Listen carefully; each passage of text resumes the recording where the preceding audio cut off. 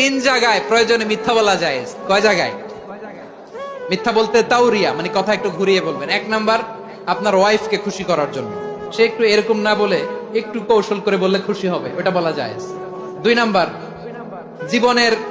জীবন মরণের ব্যাপার, জান বাঁচানোর জন্য একটু কৌশল করে ঘুরিয়ে বললেন, এটা জায়েজ। তিন নাম্বার, দুইজন ঝগড়া লাগছে তাদেরকে মিলিয়ে দেওয়ার জন্য কৌশল করে একটু মিথ্যা বলা, ঘুরিয়ে বলা জায়েজ।